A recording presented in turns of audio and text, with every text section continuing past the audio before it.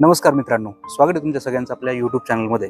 मित्रांनो, काही दिवसांपूर्वी गोस्ट स्टोरीज फ्रॉम द राज हे रस्किन बॉन्ड यांचं पुस्तक माझ्या वाचनामध्ये आलं आणि याच्यामधील शिरूरचा उल्लेख पाहून मी थक्क झालो. मित्रांनो, याच्यामध्ये CA किनकड नामक एका न्यायाधीशाने आपल्या शिरूर शहरातील एक स्टोरी सांगितलेली आहे. तेव्हा ही स्टोरी वाचल्यानंतर आपल्या मित्राला कॉल केला आणि विचारलं की याच्या संदर्भात तुला काही माहिती आहे का. त्यानंतर आम्ही ज्या काही या स्टोरीमधील पात्र आहेत त्यांच्या संदर्भात शोध सुरू केला. सर्वप्रथम तर आपण या स्टोरीचं नाव जाणून घेऊया. तर या स्टोरीचं नाव असं होतं, द ओल्ड ग्रेव्हयार्ड ॲट शिरूर. तर या स्टोरीमध्ये असा उल्लेख आहे, पुण्यापासून 40 मैलावर असणाऱ्या शिरूर येथे ऑफिसर्स मेसपासून काही अंतरावर एक ख्रिश्चन दफनभूमी होती आणि त्या दफनभूमीमध्ये एक उंच थडगं होतं. त्या उंच थडग्याला इथून एक जात असताना ब्रिटिश सैन्य येता जाता सलामी करत असत. तर एक दिवस पुण्याचे एक न्यायाधीश होते CA किनकेड. हे CA किनकेड त्यावेळेस शिरूरच्या भेटीला आलेले असताना त्यांनी हा प्रकार पाहिला आणि या प्रकाराबद्दल त्यांनी अधिक जाणून घेण्याचा प्रयत्न केला. रिसालदार शिंदे यांनी CA किनकेड यांना कर्नल हचिंग बद्दल यावेळी माहिती सांगितली. काही दिवसांपूर्वी 15 वर्षांपेक्षाही कमी वय असणाऱ्या एका शिंदे घराण्यातील विधवेला सती जाण्यासाठी त्या ठिकाणी तिच्यावरती जबरदस्ती लोक करत होते. तिचा आक्रोश ऐकून कर्नल हचिंग त्या ठिकाणी पोहोचले आणि त्यांनी त्या विधवेला सती जाण्यापासून रोखलं. यामध्ये झटापटीमध्ये एका माणसाचा मृत्यू देखील त्या ठिकाणी झाला, परंतु कर्नल हचिंग यांनी तिला वाचवून तिच्यासोबत नंतर विवाह केला. या झालेल्या प्रकारामुळे अपमानित झालेल्या आणि आपली प्रतिमा धुळीस मिळालेल्या महिलेच्या नातलगांनी महिलेला आणि कर्नलला ठार मारण्याचा निर्धार केला आणि त्यांनी पहिला प्रयत्न केलाही, पण तो अपयशी ठरला. पण काही दिवसांनी त्यांना एक संधी चालून आली की ज्यावेळेस कर्नल हा पालखीमध्ये बसून शिकारीला जात होता, त्यावेळेस शिंदेच्या काही लोकांनी कर्नलला ठार केले आणि कर्नलला ठार केल्याच्या नंतर कर्नलचे जे पालखीचे जे काही वाहक होते त्यांनी ही माहिती विधवा महिलेला दिली. विधवा महिलेने ती माहिती पोलिसांना कळवल्याच्या नंतर पोलिसांनी त्या शिंदेच्या 2 लोकांना पकडलं आणि फाशी दिली. त्यानंतर त्या विधवेला देखील मारण्याचा शिंदेचा इरादा होता, परंतु त्याआधीच त्या विधवेने अफू घेतली आणि आपला जीव दिला. नंतर तिची समाधी देखील कर्नल हचिंगच्या शेजारी बांधण्यात आली. असं म्हटलं जातं की अनेक वेळा पौर्णिमा आणि अमावस्येच्या रात्री कर्नलचं भूत जे आहे ते त्याच्या थडग्यावरती अनेक जणांनी पाहिलं. त्याचप्रमाणे त्याची बायको देखील कधी कधी त्याच्या शेजारी येऊन बसायची आणि हेच सैनिकांनी एकदा दोनदा पाहिल्यानंतर त्यांनी कर्नलला सलामी दिली. किनकेडने हा प्रकार ऐकला आणि त्याने एक प्रयोग करायचं ठरवलं. कोडॅक कॅमेरा घेऊन तो रात्रीचा त्या स्मशानभूमीत पोहोचला आणि दीर्घ काळापर्यंत एक्सपोजर सेट केल्यानंतर त्याने काही छायाचित्रे काढली. काही कालावधीनंतर त्याने ती छायाचित्रे पाहिले आणि त्याला धक्का बसला, कारण त्या छायाचित्रांमध्ये कर्नल आणि त्याच्या बायकोची एक अस्पष्ट आकृती त्याला दिसली. अर्थात ही तर एक कथा आहे. कर्नल हचिंग कोण होता आणि त्याचे थडगे कसे असेल याविषयी कथेप्रमाणे आमची उत्सुकता आणली गेली आणि कथेत सांगितल्याप्रमाणे आम्ही शिरूरमधील ख्रिश्चनांची दफनभूमी शोधली. शिरूरमधील नवीन नगर परिषदेची बिल्डिंग पासून थोडे पुढे गेल्यानंतर आम्हाला आनंद सोसायटीमध्ये वळण्यासाठी एक रस्ता सापडला. त्या रस्त्याने सरळ पुढे गेल्यानंतर आम्हाला समोरच एका ख्रिश्चन दफनभूमीचे गेट दिसले.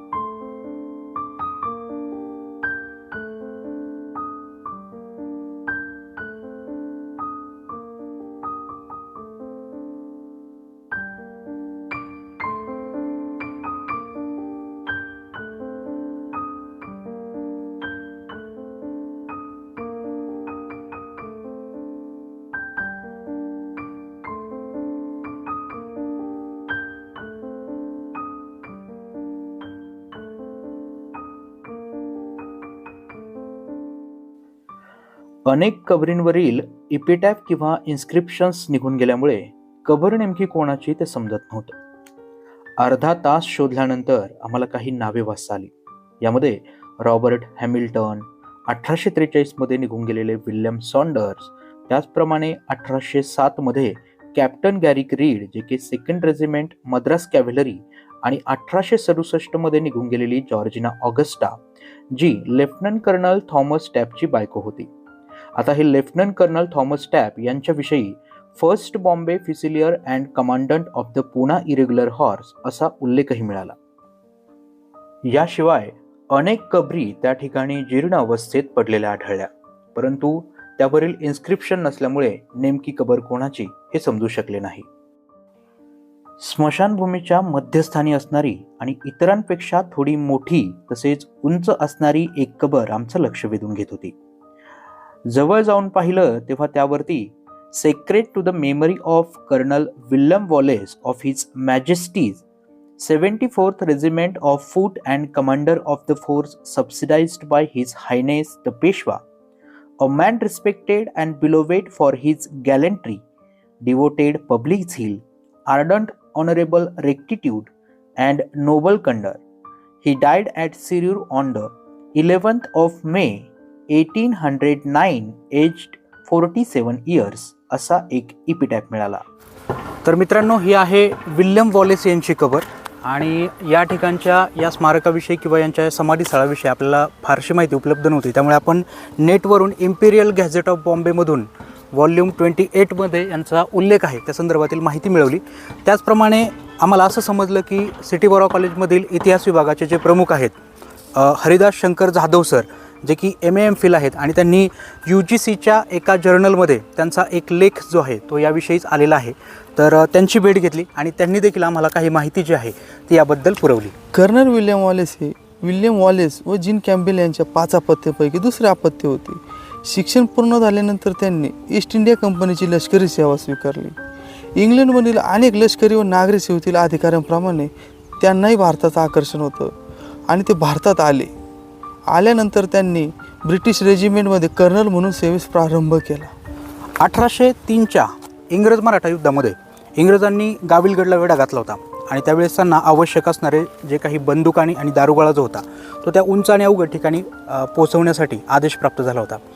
यामध्ये विल्यम वॉलेस यांचे जे सहकारी होते त्यांनी विरोध दर्शवला. मात्र यांचं असं सेंटेन्स होतं त्यावेळेस की impossible, it cannot be impossible, here it is in order, असं म्हणत त्यांनी ती कामगिरी जी आहे ती यशस्वीपणे पार पाडली होती. गाविलगडच्या युद्धानंतर त्यांची शिरूर येथे बॉम्बे नेटिव्ह इन्फंट्रीमध्ये कर्नल पदावर नियुक्ती झाली. नियुक्ती झाल्यानंतर त्यांनी ब्रिटिश साम्राज्य वाढवण्याबरोबरच काही लोक कल्याणकारी कार्य केले. कर्नल विल्यम वॉलेस यांनी ठग असतील, चोर असतील यांचे सगळ्यांचे बंदोबस्त केले.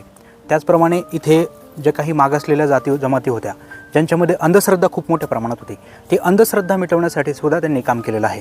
त्याच्यामुळेच त्यांना शिरूरचा संरक्षक असं देखील म्हटलं गेलेलं आहे. 1809 मध्ये विल्यम वॉलेस यांचा मृत्यू झाल्यानंतर देखील जनमानसांमध्ये त्यांचा प्रभाव हा दिसून येतो. कारण कोणतीही आपत्ती शिरूरवर आली तर त्याचे निवारण हे विल्यम वॉलेस करतात असं मानलं जायचं. त्यावेळेस शेतकऱ्यांनी सुगीच्या काळामध्ये कणसे वगैरे आणून या ठिकाणी नैवेद्य देखील दाखवलेलं आहे. त्याचप्रमाणे जे गोड नैवेद्य वगैरे होते ते देखील या ठिकाणी ठेवले जायचे. काही स्थानिक कामाठी लोक जे की मांसाहार करणारे काही लोक होते ते या ठिकाणी बकऱ्याची कंदुरी वगैरे किंवा बळी दिल्याची उदाहरणं देखील या ठिकाणी दिसून येतात.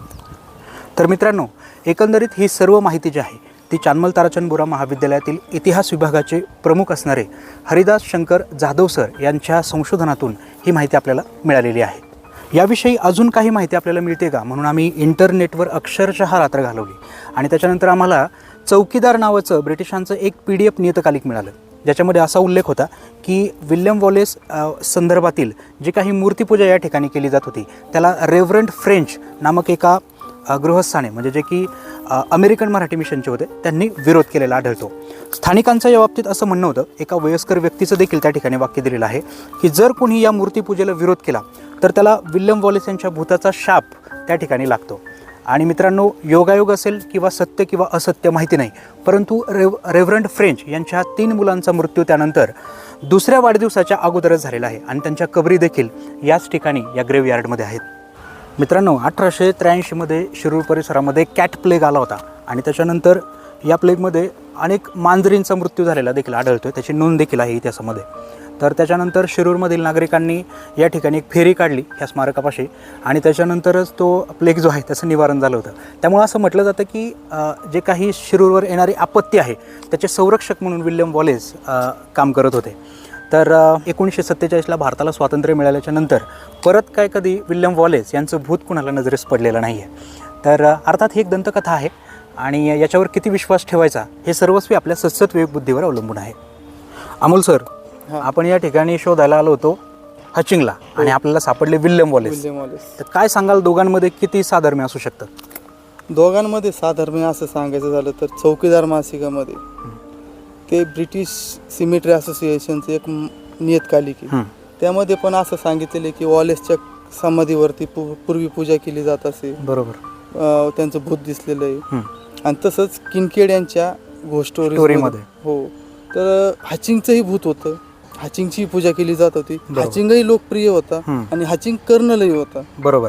तर मला असं वाटतं की कदाचित फिक्शन लिहित असताना कुठंतरी नावं सुद्धा बदलली जातात. हो, जातात लिटरेचरमध्ये. हो. तर कदाचित आपल्याला सबळ पुराव्याभावी काही सांगता येणार नाही. तर मला असं वाटतं की हा जो काही निर्णय आहे की काय वाटतं नेमकं ह्याच्याविषयी, तर ते आपण प्रेक्षकांवरती सोपूयात. याच्याविषयी थोडीशी साशंकता आहे. येस. तर साधर्म्य आढळतंय पण पुरावे काहीच नाही आहेत. त्यामुळे आता मला असं वाटतं की प्रेक्षकांनीच आपलं मत जे आहे ते कमेंटमध्ये सांगायचं आहे आणि तुम्हाला आपले व्हिडिओ कसे वाटतात ते देखील सांगायचं आहे. सोबतच पुढचे व्हिडिओ पाहण्यासाठी सबस्क्राईब करायचे, लाईक करायचं, शेअर करायचं आणि कमेंट करून सांगायचं आहे. चला तर मित्रांनो, भेटूयात आता पुढच्या व्हिडिओमध्ये. तोपर्यंत धन्यवाद.